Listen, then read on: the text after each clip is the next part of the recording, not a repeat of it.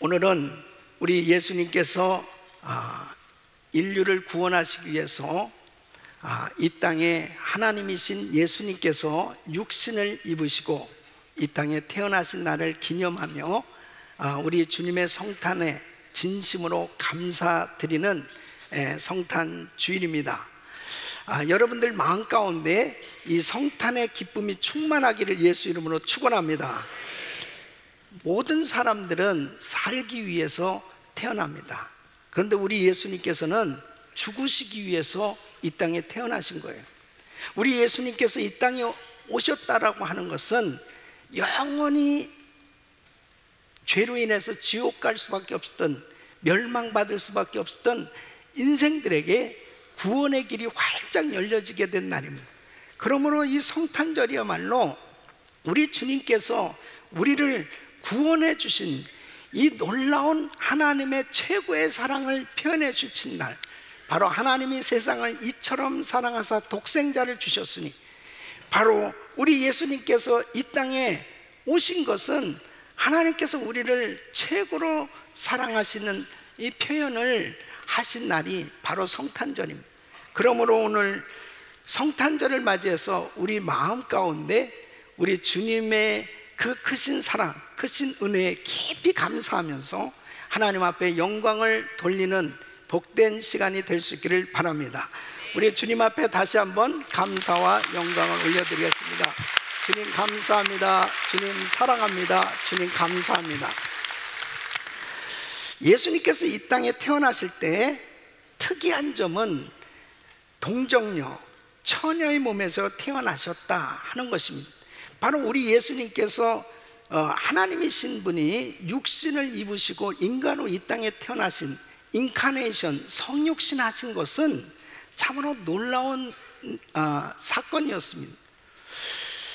보통 사람들은 남자와 여자의 이 성적인 결합에 의해서 이 아이를 잉태하고 이 아이를 낳게 되는데, 우리 예수님께서는 성령으로 잉태되셔서 이 땅에 태어나신 것입니다.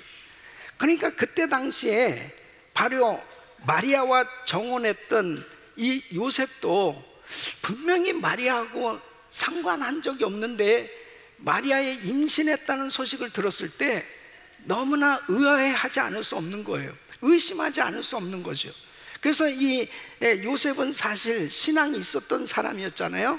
그러니까 그냥 가만히 끊어야 되겠다, 결별해야 되겠다, 이런 생각을 가지고 있을 때에 마태복음 1장 20절로 21절에 보면 하나님께서 꿈에 이 천사를 통해서 계시를 주시는 걸 볼 수 있습니다. 이 일을 생각할 때 주의 사자가 현몽하여 가로되 다윗의 자손 요셉아, 내 아내 마리아 데려오기를 무서워 말라.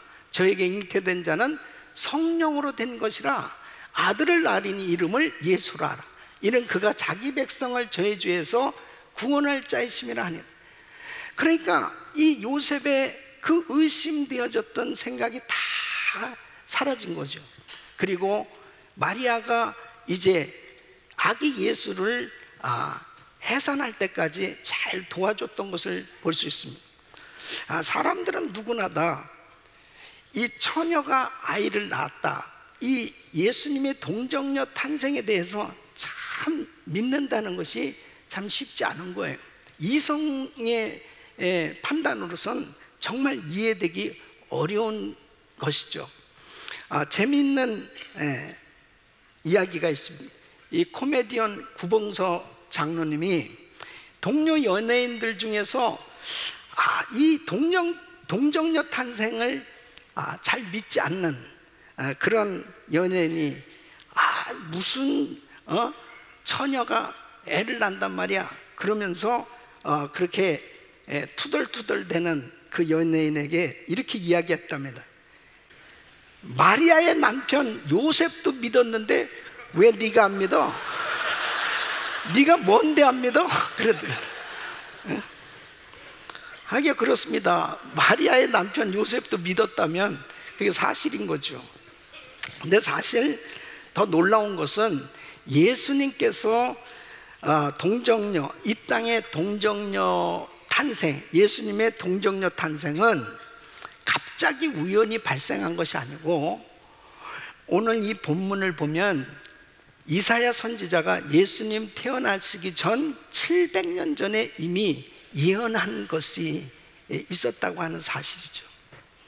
그래서 우리 예수님께서는 갑자기 그냥 이 땅에 오신 것 같지만 이미 하나님의 계획 가운데 수많은 선지자들을 통해서, 특별히 이사야 선지자를 통해서 이 동정녀, 처녀에게서 이 땅에 태어날 것을 말씀을 하셨고, 그 예언이 이루어져서 예수님께서 마리아를 통해서 이 땅에 태어나신 것입니다. 그래서 실제로 예수님의 족보를 보면 아브라함은 이삭을 낳고, 이삭은 야곱을 낳고, 이렇게 쭉 기록되다가 결국 예수님에게 있어서는 마리아에게서 예수님을 낳게 됐다, 이렇게 기록하고 있습니다. 그러니까 예수님의 탄생은 어떤 남자와 여자의 결합에 의해서 탄생되신 것이 아니고, 분명하게 성령으로 잉태되신 것에 대해서 말씀하고 있는 것은 무엇이냐? 바로 우리 예수님은 메시아요, 구원자요, 하나님이시요, 하나님의 아들이시라는 확실함을, 사실을 알려주시는 내용입니다. 믿습니까? 오늘 이 본문 말씀은 바로 이 동정녀 탄생에 대한, 이 메시아의 동정녀 탄생에 대한 예언이 이 기록된 이 역사적인 이 배경이 있어요.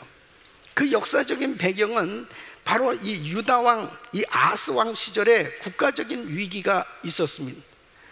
이 유다는 친아수르 정책을 펴면서 국가의 위기를 타개해 가려고 하는 그러한 정책을 펴고 있었습니다. 그때에 대적이었던 북이스라엘은 이제 이 남유다와 이 강대국인 아수르가 동맹을 맺은 걸 보고 위협을 느낀 거죠. 그래서 동쪽에 있는 아람 나라와 동맹을 맺습니다. 그런데 그때에 이 아람과 이 북이스라엘이 동맹을 맺어서 이제 이 예루살렘을 치는 거예요. 그러니까 1차 침공 때는 간신히 그래도 그 위기를 넘겼는데, 이제 2차로 포위해 오면서 그들이 공격해 올 때는 위기를 느끼지 않을 수 없는 거예요. 그러니까 살림이 바람에 흔들림 같이 이 아하스 왕은 불안에 떨고 있었습니다. 이런 상황 가운데서 이사야 선지자를 통해서 이 유다가 구원받게 될 것에 대해서 말씀하시면서 징조를 주신다는 거예요. 그 징조가 바로 처녀가 잉태해서 아이를 낳을 텐데, 이 아이가 점차적으로 어느 정도 자라게 됐을 때 이 버터와 꿀을 먹으며 이 선과 악을 분별하기 전, 그러니까 그렇게 머지않은 장래에 반드시 이 이스라엘과 아람이 멸망하게 될 것이다, 이렇게 하나님께서 말씀을 주시는 겁니다. 여러분, 이 예언의 말씀이 결국은 그대로 이루어졌고, 또 우리 예수님께서 이사야 선지자의 이 예언대로 700년 후에 이 이스라엘은 이 로마의 속국으로 가장 영적으로나 육신적으로 힘들고 어려운 그런 상황 가운데 있을 때, 바로 메시아에 대한 큰 소망, 그들이 그토록 기다리던 그 그리스도를 우리 하나님께서 마리아를 통해서 이 땅에 탄생케 하심으로 인해서 참으로 큰 위로를 주시고 이 땅에 바로 구원의 그 놀라운 길을 열어주셨던 것을 볼 수 있습니다. 저는 오늘 이 성탄 주일을 맞이해서 오늘 이 말씀 가운데 이 동정녀 탄생에 관한 이 말씀을 다시 한번 묵상하면서, 오늘 특별히 이 동정녀 탄생의 예언의 배경이 되는 이 사건 속에서 우리가 어떤 교훈을 얻을 수 있을까? 여러분, 특별히 성탄절에 이 성탄의 의미를 바로 이해해야 그 확실한 복음을 깨달을 수가 있어요. 이 성탄의 의미를 분명히 알게 되면 이 영적인 세계가 확 열려집니다. 그리고 이 성탄절에 진정한 기쁨을 가지고 하나님께 영광 돌리는 귀한 신앙생활이 될 수 있기 때문에 오늘 이 말씀을 통해서 다시 한번 주님의 이 동정녀 탄생이 어떤 의미가 있고, 또 바로 오늘 이 배우의 이 예언의 이 말씀을 주실 당시에 있었던 그 사건들을 통해서 우리에게 주시는 이 귀한 교훈을 통해서 은혜를 받으려고 합니다. 여러분 모두가 오늘 말씀을 듣는 가운데 다시 한번 우리를 구원하시기 위해서 이 땅에 오신 우리 주님, 그 주님의 은혜, 그 주님의 사랑을 경험할 수 있기를 예수 이름으로 축원합니다. 첫째는 믿음이 있어야 환난 가운데 흔들려도 쓰러지지 않는다는 것입니다. 여러분, 이때 당시에 이 아하스는 나라가 망할 수도 있다는 이 국가적인 그 위기감을 가지고 있었습니다. 여러분, 전쟁을 벌이게 되면, 전쟁에서 지면 반드시 그 나라에, 승리한 나라에 속국이 되는 거죠. 그래서 칼에 맞아 죽기도 하고 재산을 다 약탈당하기도 하고 노예로 팔려가기도 하고 말할 수 없는 수모와 그런 어려움을 겪게 되는 것입니다. 그러니까 이 아스 왕이 이런 상황 가운데 있을 때 그 마음이 보통 떨리는 게 아니죠. 그런데 이사야 선지자를 통해서 주신 말씀은 두려워 말라는 거예요. 그런데 그 마음 가운데 그렇게 떨리고 두렵고 힘든데 어떻게 두려워하지 않을 수 있겠습니까? 이렇게 말씀하시는 거예요. 이사야서 7장 8절로 9절 보면 대저 아람의 머리는 다메섹이요 다메섹의 머리는 르신이며 에브라임의 머리는 사마리아요 사마리아의 머리는 르말리아의 아들이라도 65년 내에 에브라임이 패하여 다시는 나라를 이루지 못하리라. 만일 너희가 믿지 아니하면 정령이 굳게 서지 못하리라 하셨다 할지라. 이 말씀은 뭐냐면 아람의 머리는 르신이고 에브라임의 머리는 이렇게 아람과 북이스라엘의 배후에는 오직 인간이 있을 뿐이라는 것을 말씀하고 있습니다. 그들은 오직 인간을 의지하고 살고 있지만 유다의 배후에는 하나님이 계시다는 것입니다.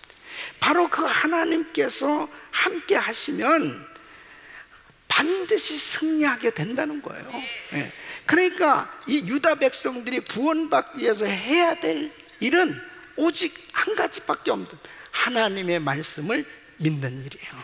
그 하나님만 의지하고 하나님의 말씀을 믿는다면 유다는 군대 숫자나 외교술로 위기를 극복할 수 있는 게 아니고 바로 그 하나님께서 역사하실 때 어떠한 환경 가운데서도 구원받을 수 있으며 승리할 수 있다는 것입니다. 여러분, 사실 이 아스 왕은 원래 믿음이 없던 왕이었습니다. 그가 역대하 28장에 보면은 20세의 왕이 됐어요. 그래서 16년 동안 치리를 하는데 젊은 날에 얼마나 우상숭배를 심하게 했던 사람인지 모릅니다. 흰놈의 골짜기에서 자식을 우상 앞에 불 태워서 이 바치는 이런 일도 했던 사람이고, 열왕기하 16장에 보면은 이 아수르 왕을 만나러 이 다메섹에 갔을 때 그곳에 가니까 그 우상을 섬기는 이 우상의 단이 있어요. 그걸 보고 예루살렘에 돌아와 가지고 그거와 똑같이 만든 거예요. 성전에 그 단을 만든 거예요. 그러니까 얼마나 우상을 심하게 섬겼던 사람. 근데 이 사람이 이제 하나님의 징계를 받은 거예요. 이 하나님의 징계를 받고서요 겨우 이제 하나님 두려워할 줄 알고 하나님을 이제 한번 잘 섬겨보려고 할 때에 이런 일이 생겼어요. 여러분, 사람들마다 뭔가 좀 내가 하나님을 잘 섬겨보려고 할 때 어려운 일이 생겨질 때가 있죠. 힘든 일들이 생겨질 때가 있어요. 그럴 때 또 인간적인 생각이 얼마든지 들 수 있습니다. 그런데 여러분, 믿음으로 산다는 것은 하나의 모험이에요.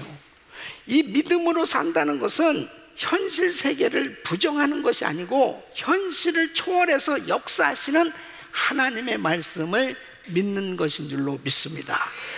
그래서 이사야서 7장 2절에 보면 혹이 다윗 집에 고하여 가로되 아람이 에브라임과 동맹하였다 하였으므로 왕의 마음과 그 백성의 마음이 산림이 바람에 흔들림같이 흔들렸더라. 너무 두려운 거예요. 예? 하나님은 믿지만은 너무나 위기감을 느끼니까 두려운 거예요. 무서운 거예요. 이제 끝장난 것 같은 이런 생각이 드는 거예요. 그런데 이사야 선지자를 통해서 주님이 주시는 것은 바로 두려워하지 말라는 거죠. 믿음으로 흔들리지 말고 믿음으로 굳게 서라는 거예요. 예?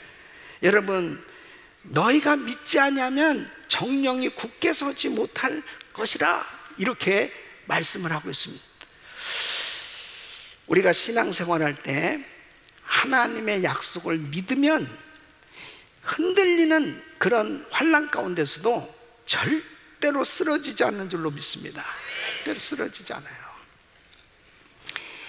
베드로가 깊은 곳에 그물을 던져보고 낮은 곳에 그물을 던져보고 밤새도록 모든 방법을 다 동원해서 물고기를 잡아봤지만 한 마리도 잡지 못했어요. 그때 우리 예수님께서 깊은 곳에 그물을 던져봐라 그랬습니다. 다 해봤지만은 주님이 말씀하실 때 말씀에 의지해서 그물을 던졌다고 그랬습니다. 말씀에 의지해서 그물을 던졌을 때 그 주님의 말씀 그대로 물고기를 2배 가득 채울 만큼 이 물고기를 잡게 되었다고 기록하고 있습니다. 뭐예요? 하나님의 말씀을 의지할 때 주님께서 환경을 초월해서 역사하신 줄로 믿습니다.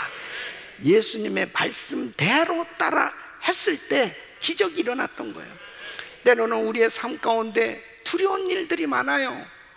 육신의 질병으로 인해서 또 경제적인 어려움을 통해서 우리의 삶 가운데 참 힘들고 어려운 일들이 생길 때 있어요. 막 마음이 흔들릴 때가 있습니다. 내가 하나님을 좀 잘 믿어보려고 했는데, 내가 좀 하나님을 잘 섬겨보고 나름대로 나도 주의를 해보고 싶었었는데 환경 가운데 너무나 두려운 일들이 생겨졌을 때, 이제 모든 것이 다 끝장날 것 같은 그런 힘들고 어려운 일들이 생겨졌을 때, 바로 믿음으로 산다는 것은 그 환경 가운데 그냥 나의 삶, 나의 모든 걸 맡겨버리는 것이 아니고 하나님의 말씀을 붙드는 겁니다. 하나님 말씀 붙들면 결단코 쓰러지지 않습니다. 반드시 회복되는 줄로 믿습니다. 여러분, 1863년 4월 30일 링컨 대통령은 남북전쟁이 치열하게 벌어질 때입니다. 그때 이 남부 연합군이 상당히 강력했어요. 그래서 이 북군이 굉장히 그 수세에 몰릴 때가 있었고, 만일 북군이 지면은 이 미 합중국은 두동강이가 나든지 분열이 될 수밖에 없고, 또 노예가 해방될 수도 없는 거죠. 결국 노예 문제 때문에 이런 일들이 벌어지게 됐는데, 이런 상황 가운데서 링컨 대통령은 국가 기도의 날을 선포합니다. 그리고 모든 미국 국민들에게 마음을 겸비하고 나라를 위해서 기도해 주세요. 전쟁터에 나간 우리 이 북군 이 군인들을 위해서 기도해 달라고 강력하게 요청한. 그리고 자신도 백악관을 기도실로 만들고 간절히 기도했을 때 하나님께서 그의 기도와 나라에 그래도 경건하게 믿음을 가지고 신앙생활했던 하나님의 백성들이 합심해서 기도했을 때 하나님께서 승리하게 해주신 줄로 믿습니다. 무려 남북전쟁 기간 동안 3번씩이나 국가 기도의 날을 선포했습니다. 저는 한국과 한국교회의 미래를 바라보면서 또 우리가 살고 있는 이 미국의 지금 현실 가운데 정말 의지할 것은 결단코 군사력이나 경제력이 아니고 어떤 강대국의 동맹에 의해서 어떤 문제들이 해결되는 것이 아니고 전적으로 우리의 배후에 역사하시는 하나님을 의지할 때 승리하게 되는 줄로 믿습니다. 바로 너희가 믿지 아니하면 정령이 굳게 서지 못하리라. 주님이 이렇게 말씀하신 거예요. 여러분, 아무리 죽을 것 같고 힘들고 모든 것이 망할 것 같아도 내 마음이 흔들리지 아니할 수 있는 것은 주님을 붙들 때 가능한 거예요. 주님을 붙들면 넘어지지 않는 거예요. 여러분, 우리 예수님께서 동정녀 마리아의 몸을 빌어서 이 땅에 태어났다고 하는 동정녀 탄생은 예수가 분명한 하나님이시요 예수가 구원자이시라고 하는 이 분명한 사실을 확증시켜 주신 것입니다. 그러므로 이 말씀은 진리의 말씀인 줄로 믿습니다. 그러므로 우리가 어떤 환경 가운데서도 이 약속의 말씀 붙들면 쓰러지지 않는 거예요. 다시 회복될 수 있는 거예요. 하나님의 기적을 경험할 수 있는 겁니다. 이번 성탄절을 맞이해서 우리는 다시 한번 동정녀 탄생이, 우리 예수님의 메시아의 그리스도의 동정녀 탄생이 바로 나에게 확실한 하나님이 누구시냐, 예수가 하나님이시오 메시아여 구원자시라는 이 분명한 확실을 우리에게 깨닫게 해주시는, 이것이 바로 우리 신앙생활의 가장 기초인 것을 분명히 아시고 확실한 믿음으로 승리하시기를 축원합니다. 두 번째는 우리의 연약한 믿음을 돕기 위해서 때로는 주님께서 징조를 주신다. 우리의 연약한 믿음을 돕기 위해 주님은 징조를 주신다는 것입니다. 자, 이 아하스는 믿음이 없었기 때문에 지금 이런 위기 가운데 이사야 선지자를 통해서 나라가 망하지 않습니다. 나라가 결단코 망하지 않고 오히려 이렇게 이스라엘과 아람이 동맹해가지고 이 유다를 공격하지만 아람과 이스라엘이 망하게 될 것입니다. 결단코 두려워하지 마세요. 이렇게 말씀을 주었지만은 이 아하스는 믿지를 못하는 거예요. 예. 그러니까 이 11절로 12절 보면 하나님께서 이렇게 말씀하세요. 너는 내 하나님 여호와께 한 징조를 구하되 깊은 데서든지 높은 데서든지 구하라. 예. 그러니까 하나님께 징조를 구하라. 예. 틀림없이 하나님이 징조를 주실 거다, 사인을 주실 거다. 믿지 못하면 그럼 그 사인을 구하라. 그러는데 아하스가 뭐라고 그러냐면 나는 구하지 아니하겠나이다. 나는 여호와를 시험치 아니하겠나이다 그래요. 그러면 아주 이 아하스가 경건하고 믿음이 있는 사람 같이 보여지잖아요. 나 하나님 시험하지 않아요. 예, 난 뭐 징조 구하지 않아요. 그런데 이렇게 말하게 된 것은 믿음이 있어서 이런 말을 하는 게 아니고 속으로는 지금 아수르를 의지해서 아수르의 도움을 받고자 하는 그 마음이 있는 겁니다.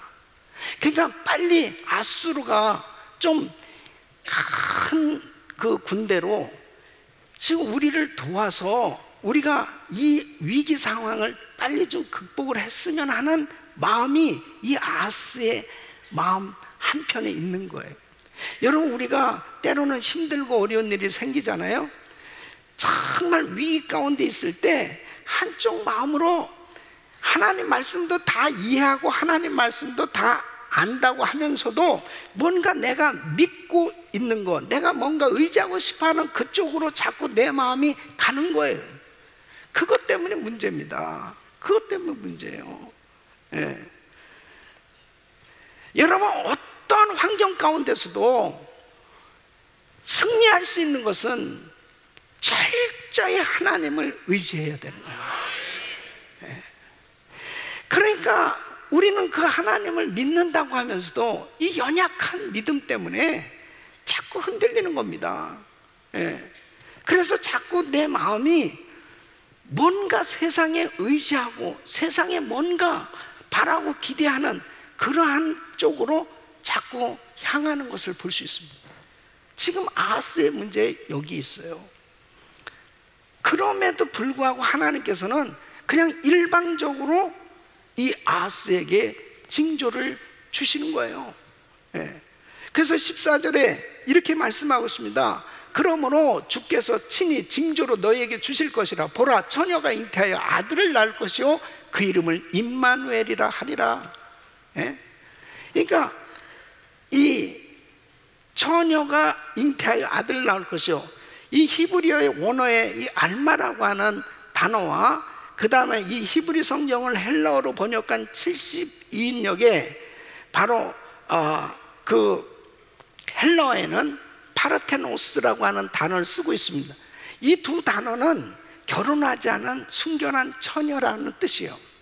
그러니까 이 순결한 처녀를 통해서 아이를 낳을 텐데 그 아이가 아이의 이름이 임마누엘이라. 임마누엘은 하나님이 우리와 함께 계시다라는 뜻입니다. 다시 말씀드리면 지금 이렇게 이제 이런 징조를 통해서 분명하게 하나님께서 함께 하심으로 인해서 반드시 이 유다는 구원을 받게 될 것이고, 유다를 치려고 동맹했던 이 이스라엘과 아람은 망하게 될 것이다, 이렇게 말씀을 주고 계신 것입니다. 우리 사랑하는 성도 여러분, 때로는 참 우리는 믿음이 있다고 하면서도 참 마음이 불안하고 힘들고 어려우면은 참 뭔가 그래도 하나님 좀 사인을 보여주세요, 그러고 싶을 때가 있잖아요. 예.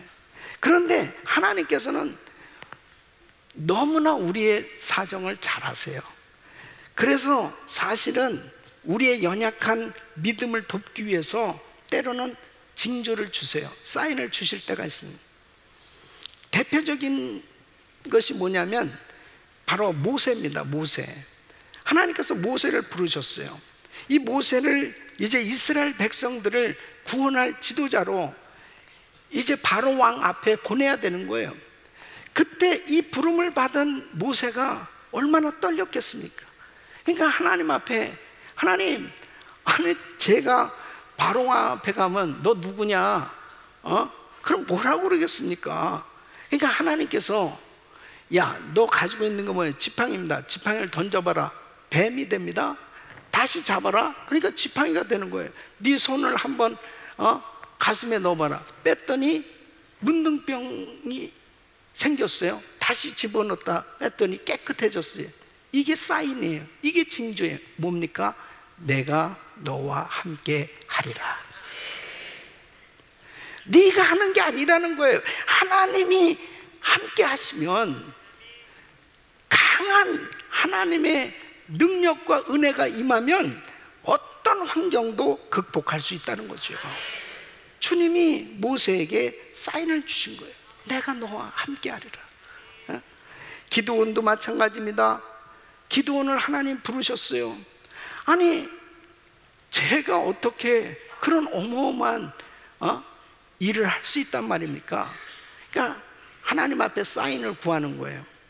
하나님, 양털 뭉치를 가지고 타작마당 가운데 놓고 만일 이슬이 양털에만 이렇게 내린다면, 그리고 땅 사면에는 마르고, 그러면 내가 믿겠습니다. 그랬더니 진짜 하나님이 그렇게 해주신 거예요. 그 다음에 하나님 죄송합니다, 내가 한 번만 더 하겠습니다. 양털은 그대로 마른 상태로 있고 땅만 이슬에 촉촉이 적셔 있는다면 그럼 믿겠습니다. 하나님께서 그 기도도 들어주셨어요. 그리고 기드온과 함께 하셔서 엄청난 그 미디안 대군을 물리치고 나라를 구한 줄로 믿습니다. 주님이 함께 하시면 되는 거예요. 우리의 연약한 믿음을 돕기 위해서 때로는 하나님께서 이렇게 사인을 주실 때가 있습니다. 여러분, 히스기 왕 병들어 죽게 되었습니다. 이제 살 수 없다는 거예요. 그런데 하나님께서 히스기야의 이 눈물의 기도를 들으시고 하나님께서 고쳐 주시겠다고 약속을 주셨습니다. 그때 열왕기하 20장 8절로 9절 보면 히스기야가 이사야에게 이르되 여호와께서 나를 낫게 하시고 3일 만에 여호와전에 올라가게 하실 무슨 징조가 있나이까? 아니, 어떻게 죽을 병에 걸렸는데 이렇게 다 회복돼서 3일 만에 다시 하나님의 전에 올라갈 수 있단 말이에요. 그러니까 이사야가 가로되 여호와의 하신 말씀을 응하게 하실 이 일에 대하여 여호와께로서 왕에게 한 징조가 이 말이다. 해 그림자가 10도를 나아갈 것이니까 혹 10도를 물러갈 것이니까. 그러니까 해시계에 이 10도 앞으로 가게 하느냐 뒤로 가게 하느냐 정하라는 거예요. 그럼 10도 뒤로 물러가게 하는. 그래가지고 지구가 거꾸로 돌아가는 거예요. 히스기야 왕 때문에 지구가 거꾸로 돌아갔다니까요. 여러분, 하나님이 히스기야 한 사람을 위해서도 지구를 거꾸로 돌리시는 하나님이신 걸 믿으셔야 돼요. 그러면 히스기야 왕에게만 그렇게 역사하십니까? 저와 여러분들 통해서도 오늘까지 그렇게 일하고 계신 줄로 믿습니다. 이것이 하나님의 역사예요. 우리는 너무 믿음이 없으니까 정말 죽을 것 같고 힘들고 다 끝장날 것 같은 그런 위기 가운데 항상 마음이 떨리는 거예요. 흔들리는 거예요. 이런 가운데서 하나님께서는 항상 우리에게 믿음을 주신단 말이에요. 그 주님의 사인을 받으시길 예수 이름으로 축원합니다. 마가복음 9장에도 보면은 바로 귀신 들린 아이를 데리고 예수님의 제자들에게 찾아와서 도와달라고. 예수님 제자들이 귀신을 쫓아내도 이 귀신이 안 떠나는 거예요. 근데 이제 주님이 오셨어요. 그때 주님께서 이렇게 말씀하셨습니다. 할 수 있거든. 무슨 말이냐? 믿는 자에게 능치 못한 일이 없느니라 그랬어요. 그때에 이 아이의 아버지가 뭐라고 얘기합니까? 마가복음 9장 24절 보면 그 아이의 아비가 소리 질러 가르 내가 믿나이다. 나의 믿음 없는 것을 도와주소서. 문제는 내가 믿음이 없는 거예요. 내가 믿음이 너무 연약한 거예요. 그러니까 하나님이 지금도 역사하시길 원하시지만 내가 믿어야 그 믿음대로 하나님의 역사가 이루어지는 거죠. 우리 사랑하는 성도 여러분, 주님께서 육신을 입으시고 이 땅에 오셨다고 하는 것은 우리에게 엄청난 축복이 되는 그 이유가 있어요. 우리 예수님은 하나님이시지만 우리의 모든 것을 다 체휼하셨다고 그랬습니다. 우리의 형편처지를 다 하시는 거예요. 히브리서 4장 15절로 16절 보면 우리에게 있는 대제사장 우리 연약함을 체휼하지 아니한 자가 아니요 모든 일에 우리와 한결같이 시험을 받은 자로 돼 죄는 없으시니라. 그러므로 우리가 긍휼하심을 받고 때를 따라 돕는 은혜를 얻기 위하여 은혜의 보좌 앞에 담대히 나갈 것이니라. 여러분, 예수님은 모든 것을 다 경험하셨어요. 그러나 그분은 죄는 없으신 분이에요. 근데 우리 주님께서 이렇게 어려움을 겪으셨기 때문에 내가 주님 앞에 나가서 주님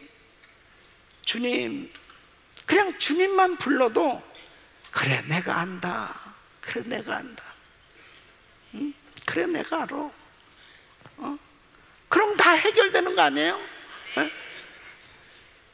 바로 우리 주님께서 우리의 연약한 믿음을 돕기 위해서 때로는 징조도 주시고 필요한 말씀도 주시고 기적을 주셔서 우리의 믿음을 세워주시는 줄로 믿습니다.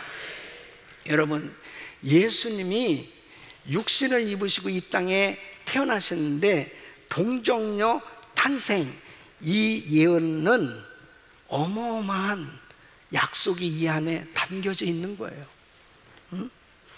우리 예수님에 대한 예언이 구약에 무려 350가지가 넘는다고 합니다.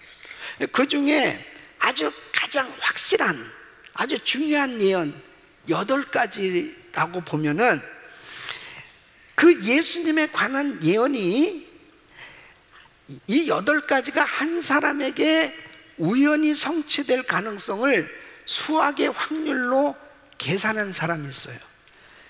피터 스터너 박사인데, 이분은 이렇게 표현을 하고 있습니다.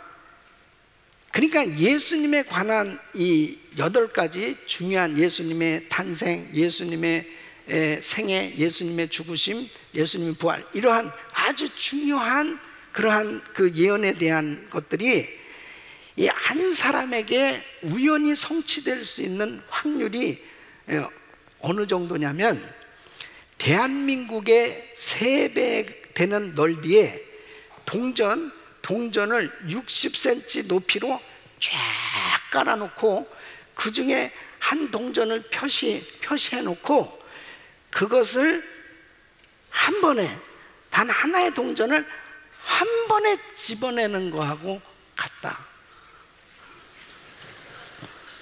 이건 뭐예요? 확률적으로 불가능하다는 겁니다. 네? 불가능. 그런데 우리 예수님에 대한 예언이 다 이루어졌어요. 놀랍잖아요. 네? 그러면 무엇을 우리가 확신할 수 있습니까?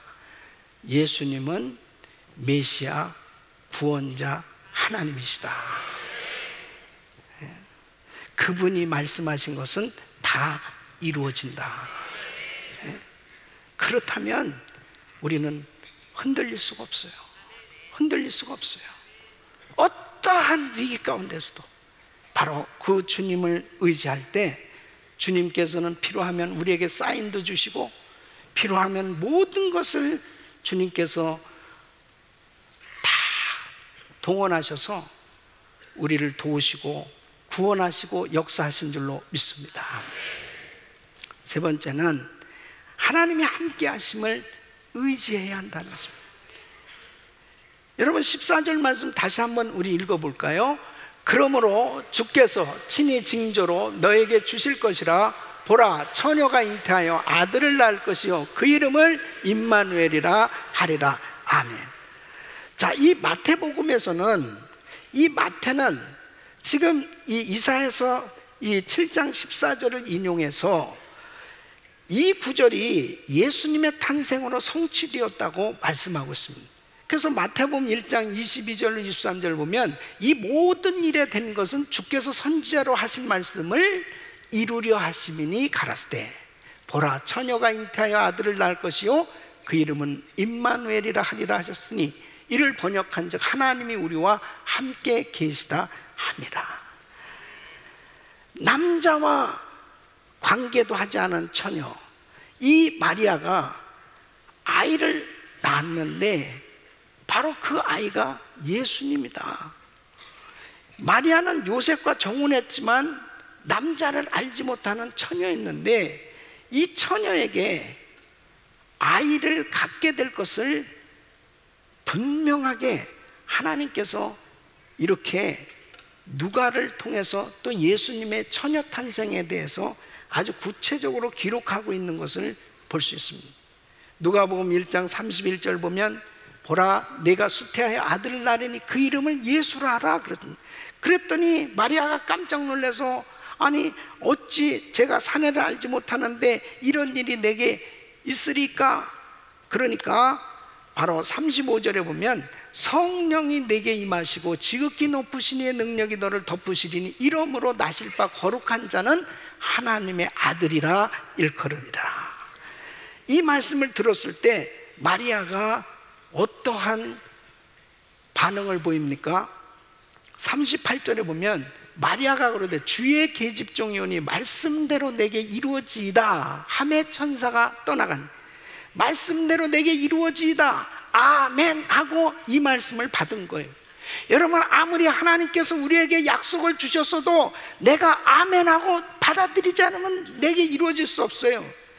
마리아는 하나님께서 마리아의 몸을 사용해서 이 땅에 메시아 그리스도를 보내신다고 말씀하셨을 때 자기는 비천한 계집종이요 평범한 그런 여자였지만 주님의 그 어마어마한 구속사역을 위해서 자기를 선택하셔서 자기를 통해서 그리스도가 이 땅에 오신다고 하면 아멘, 말씀대로 내게 이루어지이다, 그대로 이루어진 줄로 믿습니다.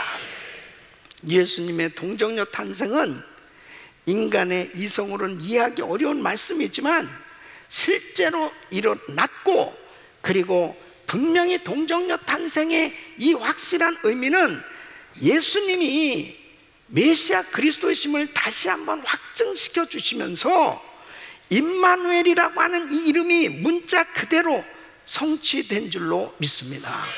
그래서 예수님이 하나님이신 분이 인간으로 이 땅에 오셔서 우리와 함께 하시겠다, 함께 하시는 이 임마누엘의 은혜가 임한 줄로 믿습니다. 우리 예수님은 이 땅에 오셔서 십자가를 지시고 구원의 길을 열어놓으셨어요. 그리고 부활하시고 승천하셨습니다. 성령으로 이 자리에 오신 줄로 믿습니다. 우리 주님은 영원토록 우리와 함께 하시는 줄로 믿습니다. 임마누엘의 은혜요. 창세기 39장 2절에 보면 여호와께서 요셉과 함께 하심으로 그가 형통한 자가 되어 그 주인 애굽 사람의 집에 있으니 그랬습니다. 요셉과 하나님께서 요셉과 함께 하셨다. 함께 하시니까 형통한 자가 됐다고 그랬습니다. 여러분, 우리 주님께서 우리와 함께 하신다고 하면 우리의 인생에 풍랑이 일고 아무리 비바람이 치고 어려운 환난이 닥쳐온다 하더라도 위대하신 우리 주님이 우리를 붙들고 계시고 함께 하시면 승리하게 되는 줄로 믿습니다. 제자들이 갈릴리 바다를 건너갈 때 풍랑이 일었습니다. 도무지 자기들의 힘으로는 그 풍랑을 잠재울 수가 없는 거죠. 위기 가운데 있었습니다. 그때 우리 주님께서 바람아 잠잠하라, 바람이 고요해지는 거예요. 주님이 함께 하신 우리의 인생의 길의 여정 가운데 우리 주님께서 역사하실 때 2018년도도 많은 여러 가지 힘들고 어려운 일들이 있었습니다. 그러나 주님이 함께 해주셨기 때문에 오늘 이 자리에 우리는 함께하고 있는 줄로 믿습니다. 2019년도에도 우리 주님은 여전히 우리와 함께 하실 것이고, 우리 주님이 함께 하실 때는 어떤 비바람이 치고 어떤 환난이 우리에게 닥쳐온다 하더라도 우리의 삶에는 승리가 있을 줄로 믿습니다. 임마누엘의 은혜, 바로 성탄절은 임마누엘의 은혜를 주시기 위해서 인간으로 이 땅에 오신 날입니다. 그 은혜가 여러분 모두에게 이미 임한 줄로 믿습니다. 선교지 오지에서 어느 선교사님이 막 폭도들에 의해서 쫓기고 있었습니다. 막 창을 들고서 쫓아오는 거죠. 너무 위기감을 느껴서 보트를 타고 이제 가는데 뭐 창이 날라오니까 더 이상 견딜 수가 없었습니다. 그래서 강물로 뛰어들었습니다. 너무나 다행스럽게 몸 하나 상처 하나 입지 아니하고 정말 놀라운 은혜로 구출되었어요. 살아났어요. 이 간증을 사람들에게 정말 얼마나 익사이팅한 간증입니까? 다 그냥 죽을 뻔했는데 내가 그 가운데서 이렇게 정말 살게 됐다고. 그러니까 어떤 분이 선교사님, 그 생사의 갈림길에서 어떤 성경 구절이 생각나던가요? 그러니까 이 선교사님이 이렇게 얘기합니다. 성경 구절이 아니고 하나님께서 직접 나와 함께 계셨다는 것을 깨달았다는 것입니다. 주님이 나와 함께 하셨습니다. 제가 하와이 열방대학에 있을 때 그때 YM 선교사님의 귀한 간증을 들었습니다. 이분은 이제 시한부 인생으로 얼마 살 수 없다는 그런 진단을 받게 됐습니다. 그 어느 날 자기가 정말 사랑하는 제자를 만나고 싶어서 그 나라를 방문하게 되었답니다. 그 제자 집을 찾아갔는데 그 제자의 딸이 6살 정도밖에 안 됐는데 이 아이가 오랜만에 만난 거죠. 그러니까 달려와서 선교사님 그러고 그 선교사님을 꼭 껴안았는데, 아니 웬만하면 이제 이렇게 놓을 텐데 이 아이가 계속 붙들고 있더라는 거예요. 에? 그러니까 이 제자도 좀 민망하고, 근데 이 아이를 꼭 안고 있으면서 주의 음성이 들려오더랍니다. 사랑하는 종아, 네가 나를 붙들고 있으면 사는 거야. 내가 너하고 함께하고 있잖니. 내가 너하고 함께하고 있잖니.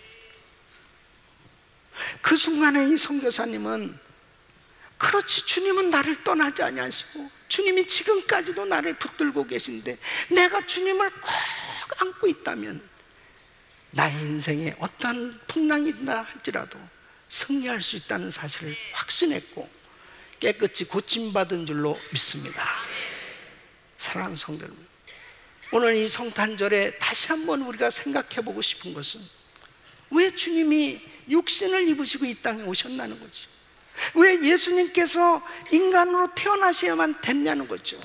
우리 주님께서는 우리를 구원하시기 위해서 십자가를 지시기 위해서 이 땅에 오셔서 육신을 가지시고 편안하게 사시기 위해서 육신으로 태어나신 것이 아니고 피 흘리심이 없으면 사심이 없는, 영원히 저주받아 지옥 갈 수밖에 없는 이 죄, 이 나의 죄, 이 죄가 해결돼야 되는데 죄 없는 분의 피가 흘려져야만 인간의 이 죄가 해결되기, 우리 주님은 죽으시기 위해서 이 땅에 오셔서 십자가를 지셨고 그 피를 흘리심으로 우리의 모든 죄가 사함받은 줄로 믿습니다. 우리 주님은 부활하셨고 승천하셨고 우리 주님께서 성령으로 임재하셔서 임마누엘의 은혜를 우리에게 부어주시고 영원토록 우리를 떠나지 아니하시는 그 임마누엘의 은혜로 어떤 삶 가운데서도 흔들려도 쓰러지지 아니하고 넘어지지 아니하고 바르게 서서 주의 영광을 위해서 살아갈 수 있도록 늘 우리와 함께 하시는 그분을 온전히 의지할 수 있기를 바랍니다.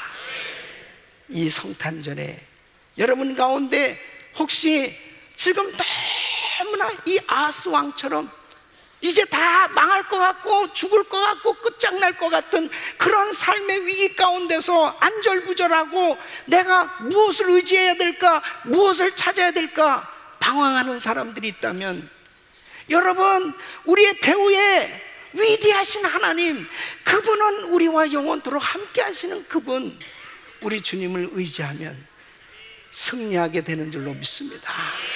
그분을 찾는 사람은 다 회복될 수 있어요. 그리고 그 하나님 앞에 영광 돌리는 삶이 될 줄로 믿습니다. 이런 은혜가 여러분 모두에게 임하기를 예수 이름으로 축원합니다.